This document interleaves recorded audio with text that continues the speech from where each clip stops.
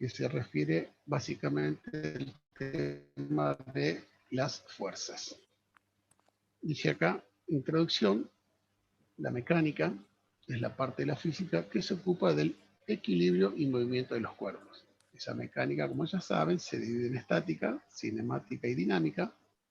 Nosotros nos vamos a ocupar específicamente de la estática, que es el cuerpo en equilibrio, la cinemática que estudia el movimiento desde un punto de vista geométrico, y la dinámica que escucha las consideraciones relativas al movimiento y las causas que lo provocan. Pequeñas palabras en esta materia significan grandes cosas. Hay tres postulados fundamentales que tenemos que tener en nuestra cabeza solamente hasta julio, hasta que termine el cuatrimestre, en algunas de sus acepciones.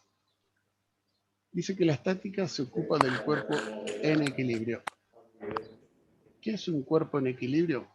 Un cuerpo que está quieto, un cuerpo que no se mueve, ¿correcto? ¿Qué? No Dios podemos... mío, no puedo escuchar a nadie. Que tiene que cambiarse con Morela primero. Tengo un micrófono abierto, me aparece Paola Boxman. A los gritos, si le pueden silenciar, gracias. Bueno, reitero. Ah, perdón. ¿Cómo se apaga esto?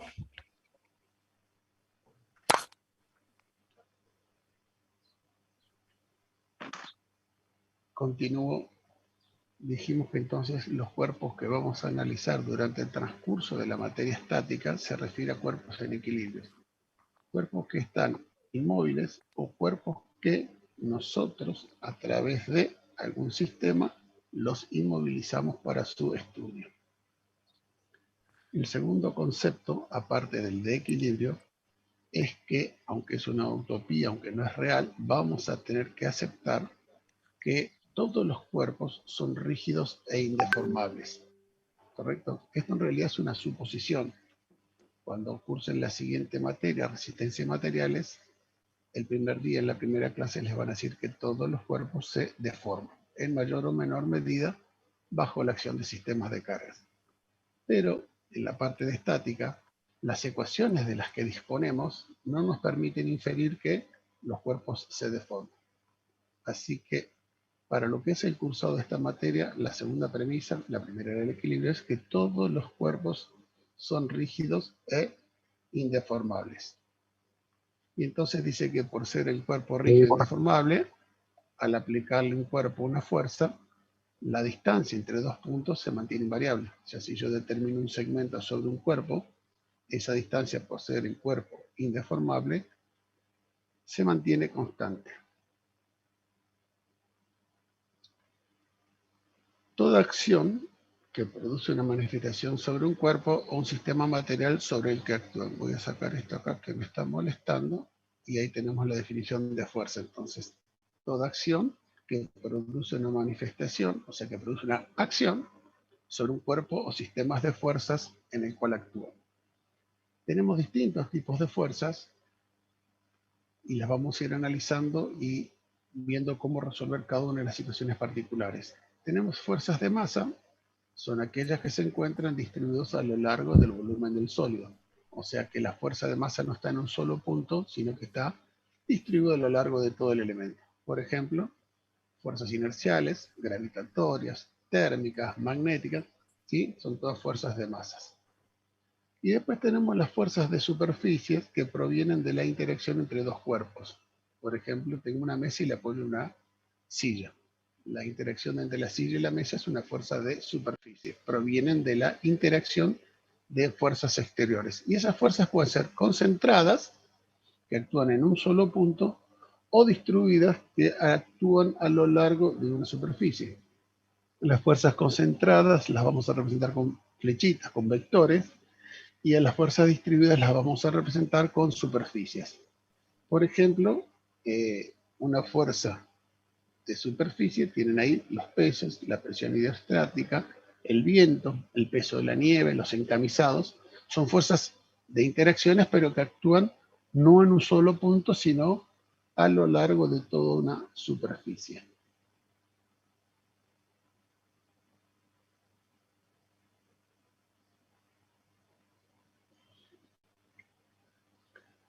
Como la fuerza es una magnitud vectorial, no es una magnitud escalar, sino vectorial, solamente queda definido cuando conocemos sus 4 parámetros. Ya lo habrán visto en física: la intensidad o módulo, la dirección, el sentido y el punto de aplicación. Es importante que registren ese concepto. Magnitud vectorial. No me sirve conocer 2, 3 o 1 de los parámetros. Necesito indefectiblemente conocer o al menos suponer el valor de los 4 parámetros. ¿Cómo se representa gráficamente? Porque nosotros en estática vamos a hacer resolución de problemas a través de métodos gráficos y a través de métodos analíticos. Entonces, para representar una fuerza que actúa en un determinado cuerpo, vamos a utilizar una escala del tipo, ¿cierto? XX sería un número, tantos kilos equivalen a tantos centímetros, o la unidad que vamos a trabajar nosotros, que son los kilonewton. Vamos a tratar de ubicarnos más en la aplicación de los kilonewton que en los kilogramos. Pero eventualmente, aspirando a ser ingenieros, podemos trabajar con libras por pulgada, kilogramos, kilonewton. O sea, tenemos que tener la capacidad de poder manejar cualquier tipo de unidades. Bien, dice luego que el efecto de una fuerza varía según su punto de aplicación. Por lo tanto, no es un vector libre. Si miramos el dibujito que tenemos ahí a la derecha, un disco que cuelga en una soga de un hilo, si le aplico la fuerza P en A, va a producir una rotación horaria. Si le aplico la fuerza P en B, va a producir una rotación antihoraria. Y si le aplico en O, en el punto O, la fuerza P, lo que va a poder producir es un desplazamiento. Va a ser la acción de un péndulo. Entonces, no podemos suponer que la acción de la fuerza es la misma si la pongo en cualquier lado, porque los efectos no son los mismos. Ahora bien, nosotros...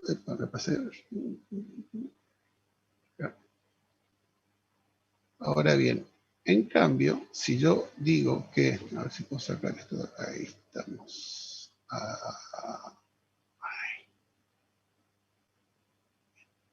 El vector representativo de una fuerza, este vector que representa una fuerza, sí es un vector libre. La fuerza en sí no, pero su representación sí. ¿Para qué me sirve este concepto de que el vector libre? Después hablamos mal y decimos que la fuerza se puede trasladar. En realidad no es la fuerza la que se traslada. Lo que se traslada es el vector libre. ¿Qué quiere decir que el vector fuerza es un vector libre? Que si yo esta fuerza P, que va desde A hasta el extremo P, la colocara en este punto, o en este punto, o en este punto, o en cualquier punto a lo largo de su retracción, no se modifica el estado producido sobre el cuerpo. Entonces, una vez que tengamos claro que lo que tiene la capacidad de trasladarse es el vector libre y no la fuerza, podemos hablar mal y pronto de que una fuerza se puede trasladar sobre su recta de acción. ¿Correcto? Bien. Los sistemas de fuerzas, básicamente, los vamos a determinar o vamos a definir como sistemas de fuerza. Vamos a ver todos, ¿no? Por supuesto. Los sistemas planos, ¿sí? Contenidos en un plano, o sistemas espaciales. A su vez, las fuerzas pueden ser concurrentes, fuerzas que ven, P1, P2, otra fuerza llamada R, ¿cierto? Que concurren a un punto A. Y dentro de las fuerzas concurrentes tenemos fuerzas concurrentes convencionales, fuerzas paralelas, y a las paralelas las dividiremos en fuerzas paralelas en el plano o paralelas en el espacio. Y por último, el caso más general, el caso más habitual, son las fuerzas no concurrentes. Me acuerdo hace mucho, mucho tiempo atrás, cuando llegué a la escuela, me habían dicho que dos fuerzas paralelas eran aquellas que no se cortaban nunca. Eso en estática cambia, ¿correcto? Y dos fuerzas paralelas sí se cortan, sí concurren a un punto, solo que ese punto al cual concurren se llama un punto impropio y queda en el infinito. Por lo tanto, cuando hagamos el análisis de fuerzas paralelas, las vamos a analizar con fuerzas concurrentes. ¿Correcto? En los casos convencionales concurren a un punto propio dentro del plano Las fuerzas paralelas concurren a un punto impropio que se halla en el infinito. Y vamos a ver los principios de la estática, que son 4 o 5, ahora vamos a ver, no me acuerdo. El primer principio dice que el principio... Sí, lo escucho. ¿Será que podría volver a explicar así brevemente cuál sería la diferencia entre concurrente y no concurrente? No llegué a entender bien. Bien, ahora es igual, después tenemos 4 o 5 clases con todas las fuerzas. Concurrentes son fuerzas que concurren a un punto, ¿correcto? Por ejemplo, en este caso tenés el punto A. A ver si tengo mi cursor. Acá está el punto A. Entonces, P1 concurre al punto A, P2 concurre al punto A, R concurre al punto A. En cambio, yo puedo tener una fuerza por acá, otra por acá y otra por acá, que si prolongo sus rectas de acción, seguramente 2 con 2 se van a interceptar, pero va a haber una tercera que no se va a interceptar. No sé si se entiende la idea. ¿Correcto? Fuerzas no concurrentes quiere decir que 3 o más fuerzas no concurren a un punto. Si fueran 2, siempre concurren. 2 fuerzas siempre se van a concurrir a un punto propio o si son paralelas a un punto impropio. Vuelvo a reiterar, dentro de un rato vamos a ver un montón de ejemplos y se va a entender un poquito por ahí mejor. Dale, gracias. El primer principio de la estática, ya lo habrán visto, ya lo conocen, es el principio del paralelogramo. ¿Cuál es nuestro objetivo? Porque muchas veces estudiamos y no entendemos el qué, por qué o para qué estudiamos. Bien, nosotros lo que vamos a tratar de hacer en este curso es, al principio, ¿no? Tomar una serie de fuerzas exteriores, de masa, superficie, gravitatorias, concurrentes, no concurrentes, todas ellas, para ver qué acción producen en nuestro sólido. Entonces las vamos a reducir a una sola fuerza.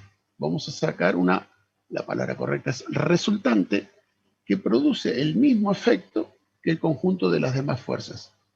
¿Qué nos ayuda a eso? ¿Qué nos beneficia? Y que en vez de trabajar con un montón de fuerzas, de distancias, de intensidades, de sentidos, vamos a trabajar con una sola fuerza. Esa fuerza llamada resultante es la que produce en el sólido el mismo esfuerzo que todas las n sub i fuerzas. Por ejemplo, si tengo dos fuerzas, la P1 y la P2, que concurren en el punto A, la resolución es muy sencilla y es el método del paralelogramo. Trazo por el extremo de P1, trazo a P2, por el extremo de P2 trazo una paralela a P1, y eso en definitiva me determina gráficamente esta fuerza OQ, que es la resultante del sistema. Entonces, a este elemento irregular que tengo acá, yo le puedo aplicar una fuerza P1 y una fuerza P2, o eliminar P1 y P2 y colocar solamente la fuerza R. ¿Correcto? Por eso se llama resultante, porque reemplaza a dos o más fuerzas por una única fuerza. Dijimos que eran magnitudes vectoriales. Vamos a ver si conocemos todos los parámetros necesarios de la resultante. Si la resultante es A o OQ, este valor, correcto, gráficamente mido, multiplico por la escala y tengo su intensidad. Su dirección queda definido por la dirección de la diagonal, o sea, mido con un transportador semicírculo el ángulo y tengo su dirección. El sentido es el sentido de concurrencia de los vectores, por lo tanto, inicia en A y termina en Q, por lo tanto, me da el sentido. Y como es lógico de suponer, el punto de aplicación no puede ser otro que el punto de concurrencia de las fuerzas. No tendría sentido que la resultante pasara por un punto distinto al punto de concurrencia de las fuerzas. Y entonces la definición nos dice que, principio del paralelogramo, el efecto de dos fuerzas aplicadas a un mismo punto de un cuerpo rígido es el equivalente al de una única fuerza llamada resultante aplicada en el mismo punto y cuya intensidad y dirección quedan determinadas por la diagonal del paralelogramo, que tiene por lados los vectores representativos de las fuerzas componentes. ¿Qué pasa si tengo 3, 4, 5 fuerzas concurrentes? Lo vamos a ver ahora. Podría ir haciendo el paralelogramo entre P1 y P2, ¿correcto? y a esta resultante componerla con otra fuerza P3 y a esa otra resultante componerla P4, y todo lo cual la sucesiva realización de paralelogramos me va produciendo errores, errores de intensidad, errores de paralelismo, ¿cierto? Les da la resultante 2,75 como hacen para medir en una reglita 2,7584, ¿cierto? Entonces la aplicación sucesiva del método del paralelogramo carece de interés cuando son más de dos fuerzas. Y para ese caso, cuando son de dos o más fuerzas, se resuelve utilizando el polígono de fuerzas. ¿Qué es un polígono de fuerzas? Tengo dos o más fuerzas y lo que hago es colocarlas una a continuación de la otra en el sentido que a mí se me dé la gana. P1, P2, P3, P4, P3, P2, P1, P4, P4, lo que quieran.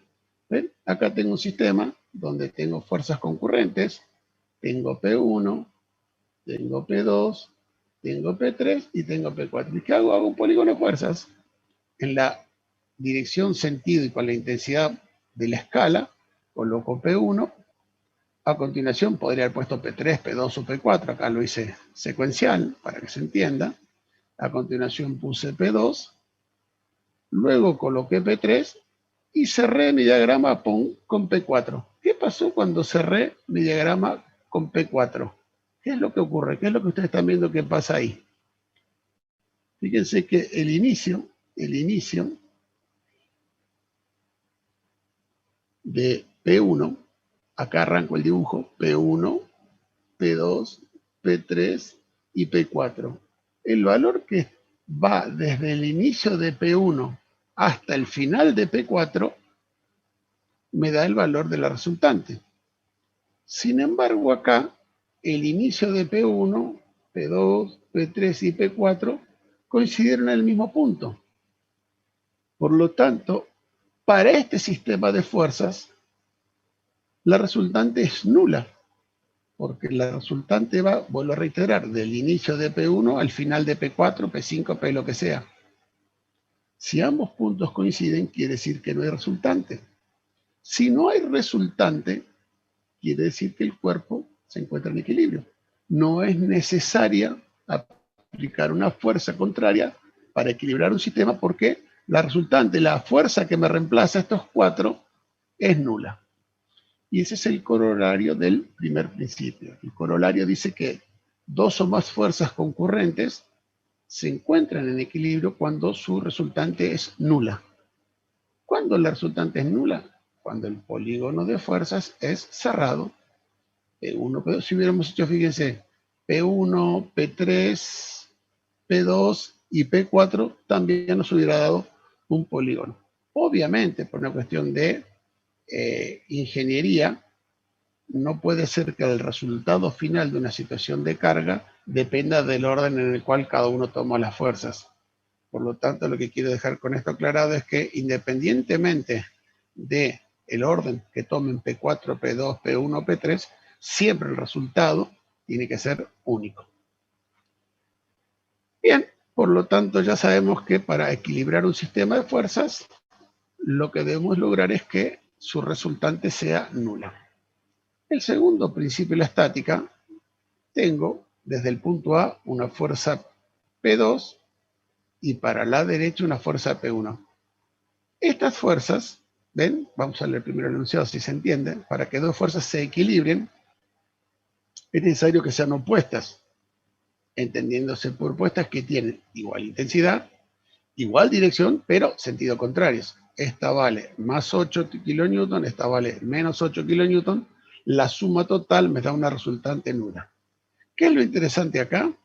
Que esta P1 en realidad puede ser una resultante de un sistema de fuerzas y esta otra puede ser la resultante de otro sistema de fuerzas. ¿Por qué les hago esta aclaración? Porque generalmente yo tengo un cuerpo sometido a un estado de cargas, ¿correcto? Yo resumo ese estado de cargas en una fuerza P1. Todas estas fuerzas que estaban acá, las resumo en P1. ¿Qué va a pasar si en el cuerpo este actúa P1? El cuerpo obviamente se va a desplazar hacia la diagonal, hacia arriba y a la derecha. Por lo tanto, para restituir el equilibrio, yo voy a tener que poner una fuerza o un sistema de fuerzas cuya resultante sea P2 y me produzca una resultante de igual dirección, igual intensidad, pero sentido contrario para que me garantice el equilibrio. Básicamente este es el meollo de la cuestión. Vamos a encontrar una resultante y después vamos a determinar esta P2, que es la que nosotros tenemos que calcular y ubicar para que el cuerpo permanezca en equilibrio.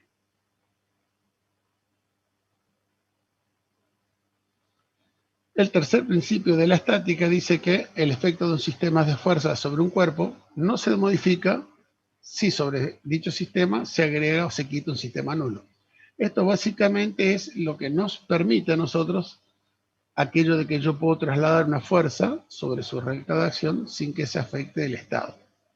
¿Cómo hacemos? Tenemos un cuerpo cualquiera con una fuerza P, correcto, aplicada en el punto A. Si en otro punto tal como el B, yo aplico un sistema de fuerzas nulo, ¿qué quiere decir nulo? Que P' vale lo mismo que P segunda, lo mismo en cuanto a punto de aplicación, dirección e intensidad, pero de sentido contrario. Cuando yo haga la composición de P' más P segunda, me va a quedar 0, por lo tanto, y es algo que vamos a utilizar mucho, al aplicarle a un cuerpo un sistema de fuerza nulo, no se altera el equilibrio, y lo que hago ahora es decir, bueno, compongo, quiere decir, encuentro una resultante entre P segunda y P sola, P esta, entonces estas dos se me anulan, y me queda como resultado que tengo mi fuerza P' de igual valor a P, pero ahora aplicado en el punto B. Entonces, al agregarle o suministrarle a un sistema un par de fuerzas cuyo resultado es nulo, o sea, un sistema de fuerzas nulo, no altera el equilibrio y me permite demostrar que una fuerza, que en realidad no es una fuerza, sino que es el vector representativo de la fuerza, puede trasladarse sobre su recta de acción. ¿Correcto? ¿Por qué? Y porque el cuerpo es indeformable. Si el cuerpo fuera deformable, no sería lo mismo que la fuerza estuviera acá, que comprimiría, que si estuviera acá, que traccionaría. Pero en la medida que el cuerpo, que fue nuestra primera suposición, es indeformable, la fuerza o su vector representativo se pueden trasladar sobre su recta de acción. Y entonces, ¿qué pasa? Estas dos fuerzas, esta y esta, ustedes me dicen, ¿son fuerzas concurrentes o fuerzas no concurrentes?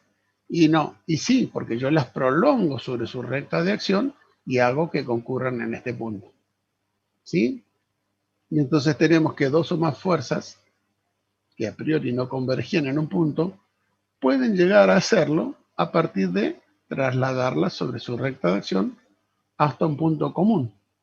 Y ese punto común no importa si es un punto propio, o sea, que está contenido en el plano, o un punto ficticio ubicado en el infinito.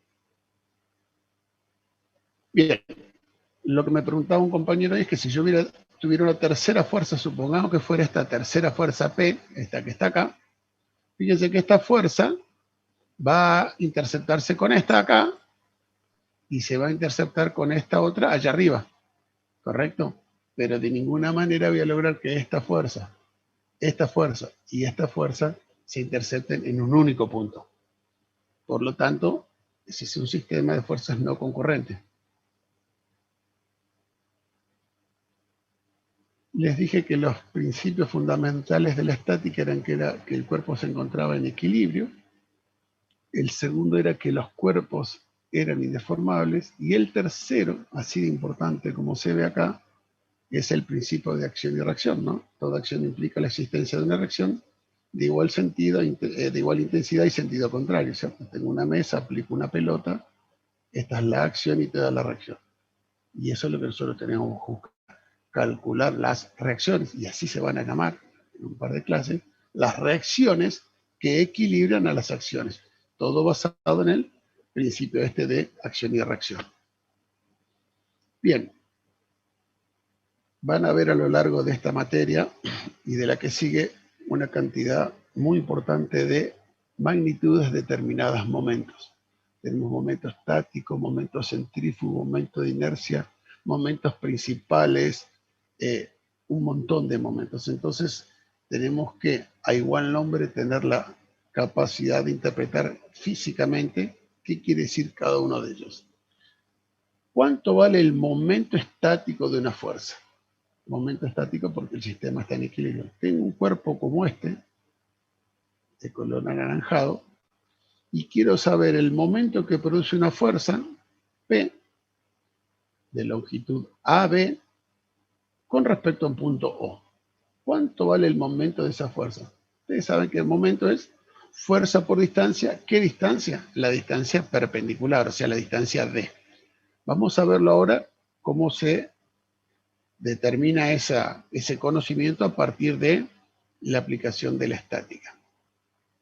Tenemos una fuerza P, es este segmento rojo, ¿cierto? P va desde A hasta B, y queremos tomar momento respecto de un punto que tiene que tener la particularidad de estar contenido en el plano de esta sección anaranjada. Bien, se define el momento estático o momento de la fuerza al producto de P por la intensidad normal D. O sea, lo que dijimos hace un ratito, fuerza por distancia. Queremos darle una concepción geométrica necesaria para dentro de un ratito hacer una demostración de un teorema. Entonces, si es fuerza por distancia, el área del triángulo rayadito este, ¿cuánto va a valer? La fórmula del triángulo es base por altura sobre 2. O sea, para saber cuánto vale este área rayada, tengo que tomar este triángulo LBC por D sobre 2, o sea, LBC por D, correcto, base por altura sobre 2, menos la parte que no pertenece a la fuerza, que sería LAC, este pedacito acá, por la distancia D. Entonces, LBC por D sería el triángulo rayado menos el triángulo sin rayar. Bueno, si reemplazamos el momento P por D, que se mide, ya saben, en kilogramos por metro, en kilonewton por metro, en la unidad que sea, vamos a definir como punto al centro de momentos, así se va a llamar, el punto respecto al cual se toma un momento se lo llama centro de momentos, y D, la distancia perpendicular de la línea de acción de la fuerza al punto, es el brazo de palanca. Y entonces lo que quería demostrar, para lo que viene ahora, es que desde un punto de vista gráfico, ¿cuánto vale esto gráficamente? El valor numérico del momento M equivale al doble del área del triángulo. El valor de la intensidad de la fuerza multiplicado por su brazo de palanca. Fíjense que acá, la transparencia anterior, cuando yo hago LBC, saco factor común D, ¿no? Saco factor común y digo LBC menos LAC, me da LAB. Y LAB es el vector representativo de la fuerza.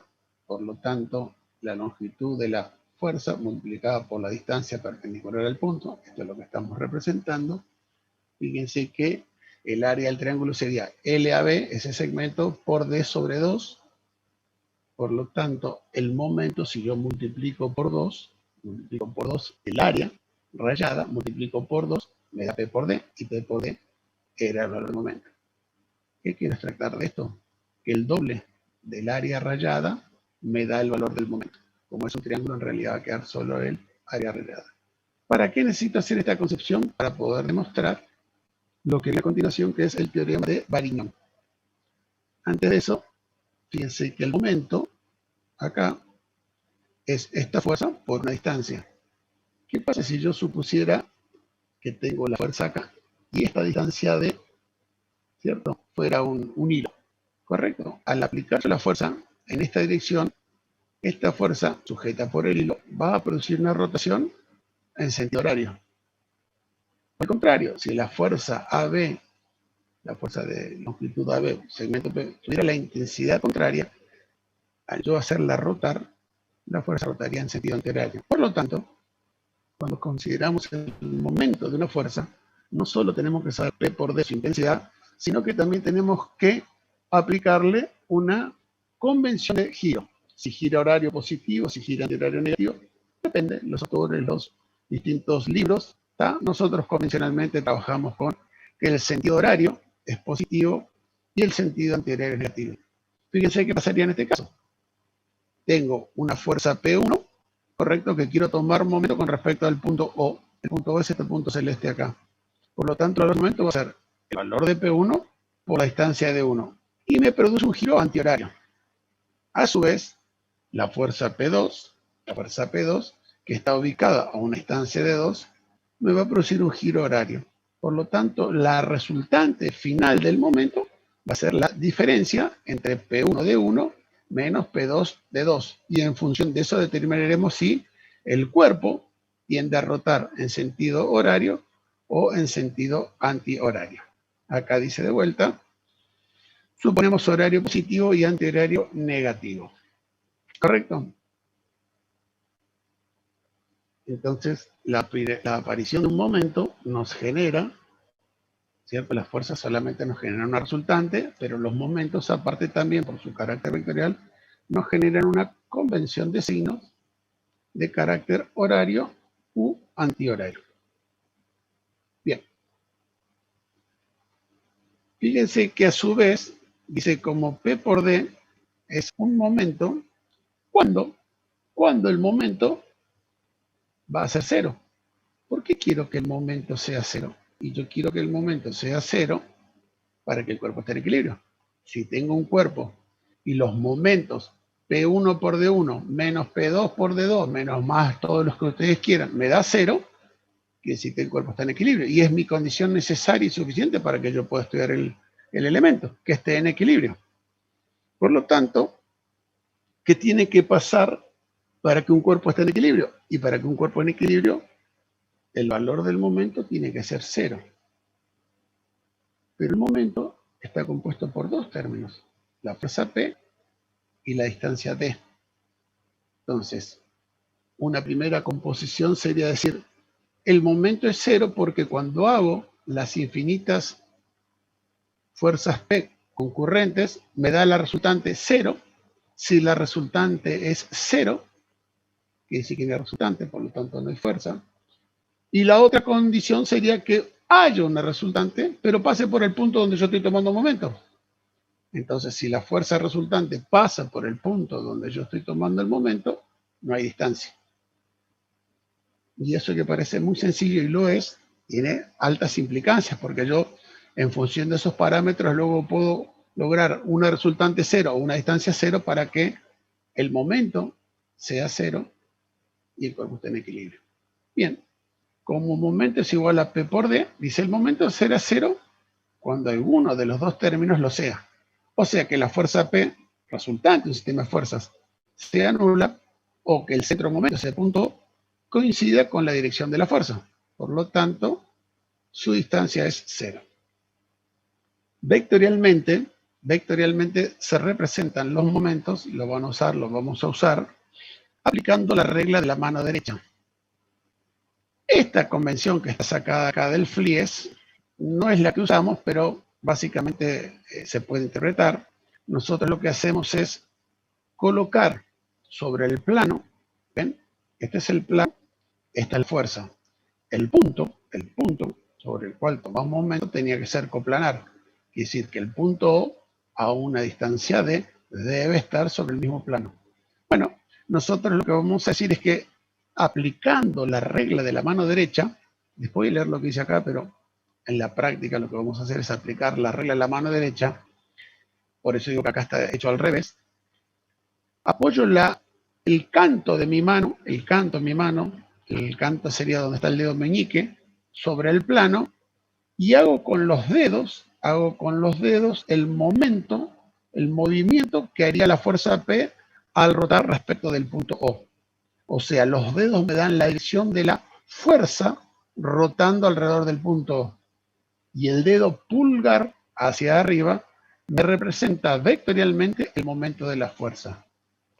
Para que este dibujo se coincidiera con lo que les estoy explicando, lo único que tendríamos que suponer es que el momento de la fuerza P va para el otro lado. ¿Ven? Esta intensidad no está acá, sino de este lado. Entonces yo apoyo sobre el plano, el canto en mi mano, mis dedos, si esta fuerza con sentido contrario girara así, giraría así, o sea, giraría antihorario, ¿correcto? Esa fuerza por la regla de la mano derecha, mis dedos harían el movimiento, y el dedo pulgar indicando hacia arriba me daría el valor vectorial del momento. Lo represento como un vector ubicado en el centro de momentos. Estas convenciones varían de autores a autores y de demostraciones a demostraciones. Lo importante es ponerse de acuerdo en utilizar una sola, todos la misma, para que los resultados sean congruentes. No puedo tomar en un caso una, en otro caso otra, porque si no después termina siendo...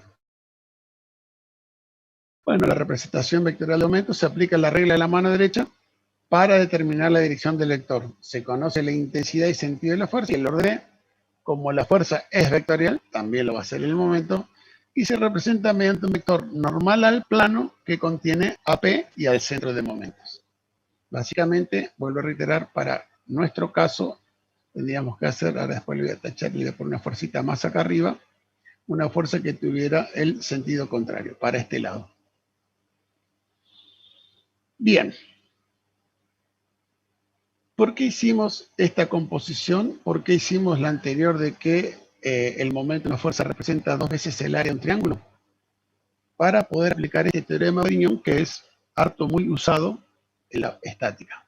O sea, permanentemente vamos a encontrar, ¿por qué pasa esto? Por el teorema de Grignón. ¿Qué pasa acá? Teorema de Grignón. ¿Qué tengo que aplicar acá? Teorema de Grignón. Y el teorema de Grignón se refiere al momento que producen 2 fuerzas concurrentes respecto de un punto contenido en el mismo plano. O sea, tengo 2 fuerzas. Esas 2 fuerzas, acuérdense de mi amigo Euclides. Euclides decía que por un punto pasan infinitas rectas. 2 rectas determinan un plano al cual pertenecen. Un punto y una recta determinan un plano. ¿Tá? Los postulados de la geometría euclidiana. Y Euclides decía que 2 rectas representan, 2 rectas conforman un plano al cual pertenecen. Bueno, este es el caso. Tengo 2 fuerzas concurrentes respecto de un punto, pero ese punto tiene que estar, como acá, contenido en el plano determinado por las 2 fuerzas. ¿Y qué dice el teorema de Grignón? En pocas palabras, cuando se les pregunta, el momento de es igual al momento de las componentes. Es un poquito más largo, pero ese es el concepto. El momento que producen las componentes, las 2, respecto a un punto, es igual al valor del momento que produce la resultante, lo cual de alguna manera es medio lógico, porque si yo reemplazo a las 2 componentes por una única resultante, el momento que me debería producir tendría que ser el mismo. Bien, vamos a ver si es el mismo. La definición exacta, larga, académica, dice que el momento de la resultante de 2 fuerzas concurrentes con respecto a un punto contenido en el plano de las mismas es igual a la suma algebraica de los momentos de las fuerzas componentes, momentos de las fuerzas componentes con respecto al mismo punto. Bien, vamos a ver si es cierto. Básicamente lo que queremos demostrar es que tengo un punto A, después leemos todo esto, ¿sí? Primero vamos a tratar de entender el dibujo, ¿no? Bien, dice, se consideran 2 fuerzas P1 y P2 aplicadas en el punto A y un punto coplanar de ambas fuerzas con respecto al punto. Entonces, tengo una fuerza azul, P1, y una fuerza P2. Esas 2 fuerzas, P1 y P2, me determinan un plano, que sería el plano de la hoja, y concurren en el punto A. Por el teorema del paralelogramo, sé que el valor de AQ es la resultante. Y lo que quiero demostrar es que el momento de la resultante respecto de un punto O es igual al momento de la suma de los momentos de las componentes, que pueden ser, se sumen o se restan, la suma algebraica. Bueno, lo primero que tengo que hacer es tener el punto de concurrencia A, las fuerzas P1, P2 y R, y luego tomar un punto cualquiera. En este caso, el punto cualquiera lo hemos hecho para que el dibujo quede horizontalizado. Tomo un punto O acá, correcto, y trazo una perpendicular al segmento AO. O sea, a este segmento, que a propósito le elegí horizontal para que se entienda, lo inserto o lo atravieso con una recta que sea perpendicular. Bueno, se traza una recta auxiliar de C, coplanar a la fuerza y normal a O. Luego proyectamos sobre esa recta el origen y el extremo de cada una de las fuerzas. Entonces, el punto A pasa por el punto O y me da un punto A'. El extremo de P1 lo llamo M, por ponerle un nombre, y su proyección me da M'. El extremo de P2 me da un extremo N, que proyectado se llama N'. Y por último, el valor de Q es la resultante, ¿cierto? Me da Q'. Fíjense que la resultante siempre es desde el inicio hasta el extremo, nunca del extremo al ese es mi recta auxiliar. Y lo que voy a hacer ahora es ver cuál es el área. Acuérdense que el área del triángulo representaba 2 veces el valor del momento. Bueno, el área de mi primer triángulo, ¿cierto? El triángulo OMA o ANO, el otro triángulo es OAN y el tercero es OAQ. Si yo pongo en fórmula el área de cada uno, voy a decir que para el primer triángulo tengo base por altura. La base vale OA y la altura A'M'. Entonces, OA por A'M', base por altura, sobre 2. Para el triángulo rojo voy a tener la base OA por su altura, A'N', OA por A'N' sobre 2. Y para la resultante voy a tener OA por su altura, A'Q' sobre 2. A esta ecuación, que le llamo poner la ecuación 1, voy a reemplazar el valor de A'Q', este valor, por los semivalores de las componentes. O sea, voy a decir que A'Q' es en realidad A'M' más M'Q'. ¿Correcto? Este segmento es simplemente A'M' más M'Q'. O sea, es esto.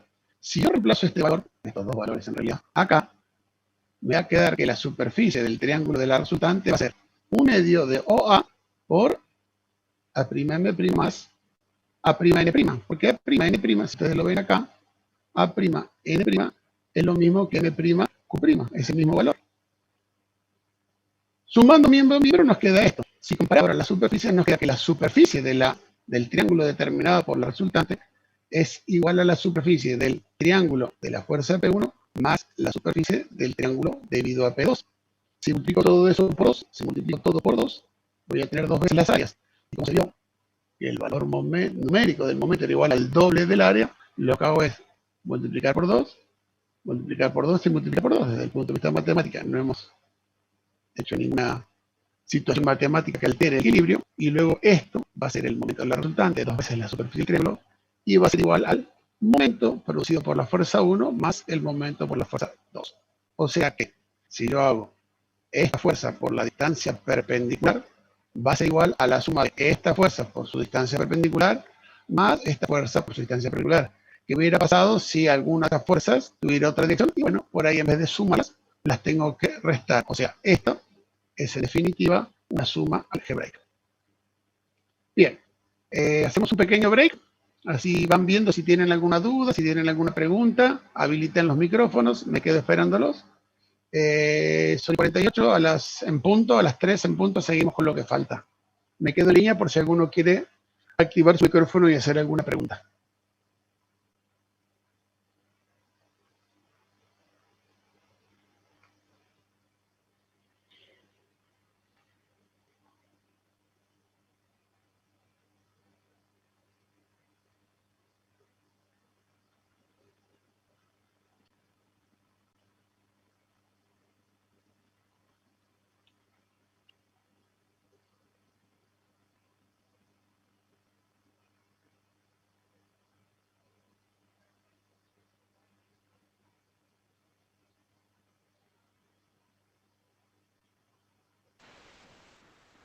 Bueno, aprovecho y me presento yo. Buenos días, soy Marcos Barro y voy a estar acompañándole a todos ustedes y los colegas acá en Cálculo 2, en la comisión de los jueves junto a Leandro. Y jueves para organizarnos el trabajo de mañana y pasado, y a la tarde estará publicada la guía de trabajo práctico número 1. ¿Sí? O sea, básicamente esta semana trabajaremos con los temas que están viendo en la teoría hoy. Sugerencia, participen en las clases de teoría. Perfecto. Claro, también pasó lo mismo.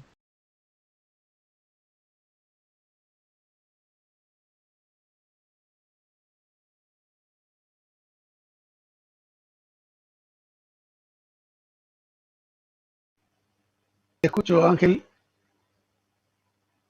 No, pensé que me había cortado el audio, pensé que estaba hablando algo. Ok, no, perfecto. Bien. ¿Usted quería que veamos bien eso hasta ahí o qué había? No entendí lo que me preguntaste. ¿Quiere que, o sea, que repasemos mientras eso lo que vimos? No, yo lo que hago es un pequeño break, alguno que ir al baño, calentar agua para el mate, hacer algo, entonces siempre las segundas partes son un poquito más largas Recién estamos arrancando. La idea es que si alguno de lo que hablamos hasta ahora, que es más o menos de fuerzas y el teorema Bediñón, si a alguno le queda alguna duda, alguna pregunta, algo que quieran preguntar, aprovechamos este intervalo. Si al no, martes en y 3, qué 4 grupos van al minutos, jueves 9 para minutos en realidad, organizarnos el trabajo de seguimos mañana y con el pasado. resto Y de la clase. a la tarde estará publicada la Buenísimo, guía muchas de gracias. trabajo.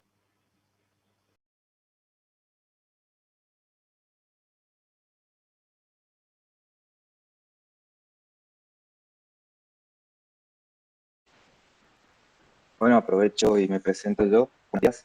Soy Marcos Barro y voy a estar acompañándole a todos ustedes y los colegas acá en Cálculo 2, en la comisión de los jueves, junto a Leandro.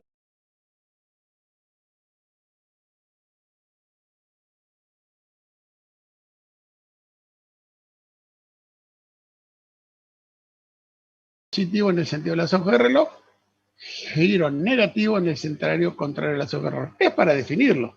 Luego podremos decir si nos conviene o no nos conviene esa convención.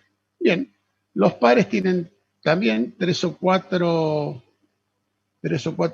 principios que vamos a estudiarlos para saber cómo representarlos, para saber cómo podemos equilibrarlos para poder resolverlos en el curso de estática. El primer principio de los pares. Dice que los pares de fuerza quedan definidos por el valor del par en intensidad y signo. No es otra cosa que lo que recién les dije. Necesito conocer el signo, si gira horario o antihorario, y la intensidad. Por lo tanto, dos pares que tienen un sentido e igual cupla valen lo mismo. Pero ¿qué puede pasar? Que uno valga P grande por D chiquita y la segunda cupla sea P chiquita por D grande. O sea, si el valor de P por D es constante y el sentido es el mismo, esas dos cuplas o pares son iguales.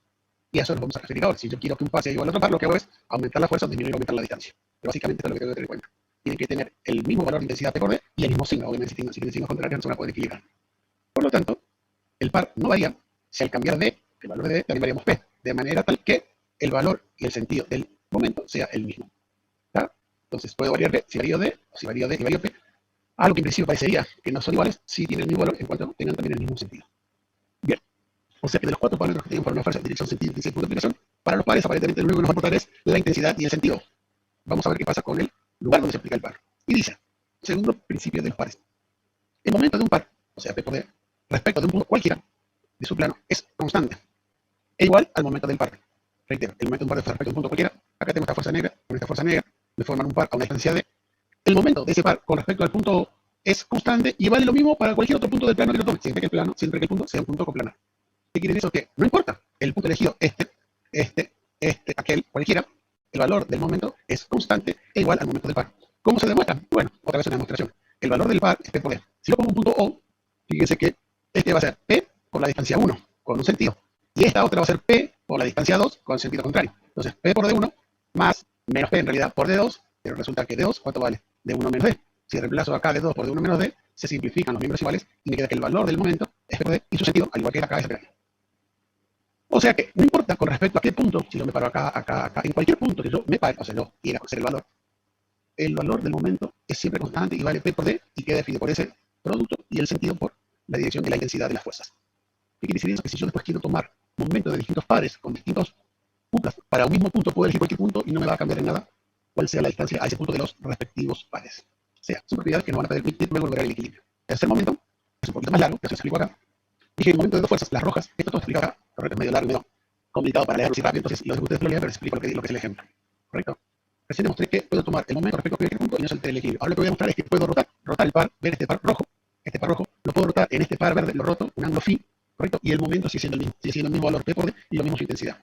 ¿Cómo se demuestra esto? Es un poco grosso, pero está complicado lo siguiente. Yo tengo la fuerza P, el roja acá, a una distancia M, N, y la otra fuerza P. Hasta ahí tengo un par que vale P por la distancia MN. ¿Qué pasa cuando yo a la recta MN la traslado acá? ¿Ven? La traslado de M a este punto llamado N'. Lo que tengo es girar el brazo para acá. Entonces, ¿qué es lo que ocurre? ¿Cambia? ¿No cambia? ¿Es lo mismo? ¿Lo puedo hacer? Vamos a ver. Primero, lo que hago es, en el punto M, superponer un sistema nulo. Se pone sistema nulo, no altera nada. Entonces pongo una fuerza de igual valor a la roja, de valor P para allá, y una menos P'. ¿Correcto? Pongo las dos fuerzas, y luego compongo esta fuerza roja con esta menos P', y por ahí, quería marcar el logramos, me queda la fuerza R. Y así que ahora, en el punto M, tengo esta P' y tengo R. Bien, vengo al punto N' y le superpongo, obviamente, el mismo sistema nulo que había puesto antes. Pongo estos dos sistemas nulos, ¿correcto? Bien, esta es la fuerza N, que estaba acá en rojo, por la posibilidad de trasladar el vector representativo de una fuerza a lo largo de su recta acción, la traslado acá abajo, la traslado desde el punto M' hasta acá abajo, Y esta otra, la N', esta fuercita verde que está acá, la traslado desde este punto hasta este punto. Y entonces la fuerza roja se trasladó acá abajo, la fuerza verde se trasladó acá. Cuando compongo estas dos, me da esta R. Pero esta R se me anula y se me acelera con esta. Es decir, que mi sistema ahora está compuesto por una distancia que antes era M, que tenía una longitud, y que ahora es M', es la misma longitud, y solamente me quedo actuando esta fuerza que vale P y esta fuerza que vale P. ¿Qué conclusión llegamos? Quiere decir que la conclusión que llegamos es que es posible girar el brazo de palanca, un ángulo cualquiera, alrededor de nuestros extremos, sin que se modifique el efecto del par. O sea, el par sigue valiendo lo mismo en intensidad y sigue teniendo el mismo sentido. Entonces ya tenemos dos de tres, que el valor del par no se altera independientemente del punto que tomemos, del plano, y que el valor del par no se altera si rotamos por uno de sus extremos su brazo de palanca. El cuarto principio par dice que es posible trasladar un par de fuerzas en su plano si su efecto se modifique. ¿Y esto qué sería? Y si yo quiero trasladar este par rojo a cualquier posición que se me dé la gana, y lo voy rotando y trasladando, total, las rotaciones y las traslaciones respecto de un punto no me alteran el par. Entonces, la sucesiva aplicación del principio de los pares 1 y del principio de los pares 3, que me permiten trasladarlos y rotarlos, dice que puedo colocar el par en cualquier posición del plano y su valor y sentido siempre va a ser el.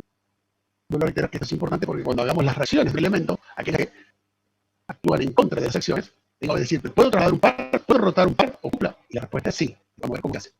Bueno, ¿cuánto vale la resultante de un par? Y la resultante de un par es nula. Porque si yo tomo un brazo de palo, un punto intermedio en la distancia que separa dos fuerzas, tengo P por D sobre 2 para un lado menos P por D sobre otro lado, son resultantes nulas. Si hago una sumatoria de fuerzas en el infinito, las dos fuerzas van a estar sobre el mismo punto impropio de acción, una con un sentido y otra con otro sentido. Por lo tanto, la resultante del par es nula. Que no haya resultante quiere decir que no hay una fuerza que actúe específicamente en un punto. No hay una relación. Porque el momento o par o cupla sigue existiendo. La llave de ruedas gira cuando yo le aplico la cupla. Independientemente de que si yo sumo la fuerza en mi brazo derecho y mi brazo izquierdo, su resultante sea nula. Dicho de otra manera, la resultante del par es nula porque las fuerzas paralelas son un caso particular de fuerzas concurrentes. Concurren en un punto impropio donde quedarían colineales y estemos otra vez en aquel caso donde tengo una fuerza sobre una recta de acción, otra fuerza de igual intensidad y sentido contrario sobre la misma recta de acción. Por lo tanto, su resultante es nula. Dado que la intensidad de las fuerzas es igual y su sentido opuesto, al componerlas sobre un punto impropio, se anulan igualmente. ¿Correcto? Por lo tanto, una cupla o momento, ¿correcto? Siempre digo, agarras un dedo de la mano y tuérzanlo, rótenlo. Ahí tienen una cupla o par, pero no hay la fuerza. Lo que hay es un momento cupla o par. ¿Qué pasa cuando aplicamos aquí la famosa regla de la mano derecha? ¿Correcto? Yo tengo, por ejemplo, que P1 y menos P1 a una distancia de 1 me dan un momento, regla de la mano derecha, parece que acá estamos trabajando con una posición cambiada, hacia arriba, actuando en este punto. Cuando hago P2 menos P2 por D2, me da un valor. ¿Dónde está este punto? ¿Dónde está este punto? En cualquier lado. Si dijimos que el momento era constante y independiente de cualquier punto del plano. Es decir, que este lo puedo poner acá, este lo puedo poner acá, o allá, o donde se me dé la gana, y también puedo poner uno encima del otro, sobre la misma recta de acción.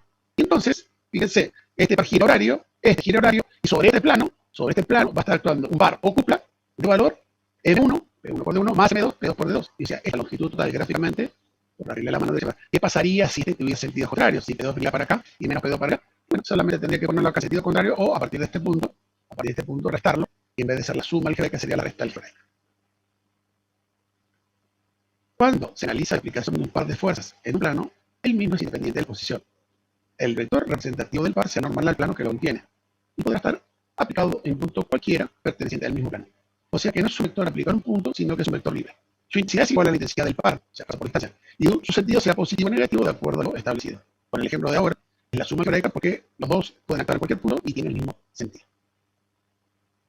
No va a pasar que tengan pequeñas estructuras que tienen fuerzas puntuales, fuerzas de estudiar y cuplas o pares. Bueno, traslación de una fuerza. Esto lo vamos a hacer mucho hoy. Escucho. Sí, o sea, en sí, en pocas palabras, ¿qué sería el par que se habla? O sea, para mí no me confundí esta última parte. El par es una llave de ruedas. Vos tenés una llave de ruedas y pones una broca en la rueda del auto, ¿correcto? ¿Me escuchás? La verdad no sé lo que es una broca. Una llave de ruedas de un auto, ¿sabes lo que es? La llave de ruedas, la llave cruz de ruedas, con que sacan las tuercas. Bueno, Sí. una punta, que se llama broca, la pones en la tuerca, ¿correcto? Claro. Bien. ¿Cómo haces para sacar la tuerca? Con tu mano izquierda se fuerza hacia abajo y con tu mano derecha se fuerza hacia arriba. Ah, claro. Eso es un par momento. ¿Qué puede pasar si la tuerca está mal tomada? ¿Qué puede pasar?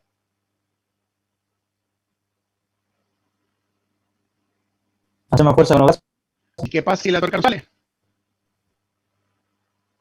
¿Qué hacemos? Y se aplica más fuerza sobre la tuerca. ¿Y qué puede pasar cuando yo hago demasiada fuerza? Cuando hago Queda demasiada estático. fuerza, Queda estático.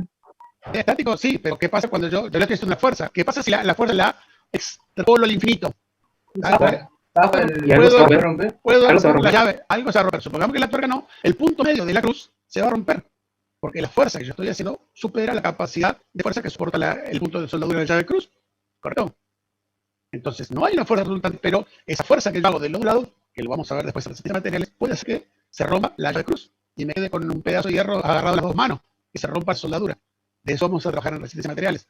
¿Correcto? En resistencia de materiales vamos a tener hasta cuánta fuerza le pongo hacia la llave cruz para que no se rompa. Pero para que no se rompa, primero tengo que saber qué fuerza le hago. Y la fuerza que hago es la fuerza de mis brazos. O sea, le estoy aplicando un par o cupla a esa llave cruz. ¿Correcto? ¿Se entiende? Sí, sí, profesor. Esta materia, estática, es la primera de la trilogía. La primera materia se llama estática, la segunda cuatrimestre que viene se llama resistencia de materiales, la tercera cuatrimestre de estructuras. Son 3 materias concatenadas que les van dando todo lo que es la base de la ingeniería civil. Tienen fundación, construcción metálica y otras materias más. Pero lo fundamental, lo básico, lo más importante en la ingeniería civil son estática, resistencia y estructuras. Entonces, tienen que saber perfectamente estática para poder hacer resistencia y hablar de cuando vayan a estructuras, tienen que dominar estática y resistencia. Resistencia es complicado porque es una materia que los obliga a pensar. Tienen que pensar cosas que nadie nunca hizo pensar, entonces no están preparados para pensar, por eso lo están tanto. En cambio, estática tiene mucha teoría, mucha fundamentación, de todo lo que se infló desde mi punto de vista, hace solamente 31 años estoy en la facultad como docente. Es más importante para mí, mi concepto personal en estática, es más importante saber hacer que saber por qué se hace. Si ustedes me dicen, y doy el ejemplo, una bicicleta bajo el pedal, revoleo la pierna, pongo la cola, me agarro de manubrio, hago fuerza para adelante, esa es la teoría. Lo probable es que hagan idea cuál es y se va a rotar la casa. Correcto, lo mismo con el manejo de un auto, sabe toda la teoría, pero si no saben manejar la bicicleta, si no saben manejarla, no van a ningún lado. Un poco puede hacer eso en esta materia en estática, donde hay mucha teoría, mucha explicación, pero es verdaderamente importante que sepan resolver los ejercicios.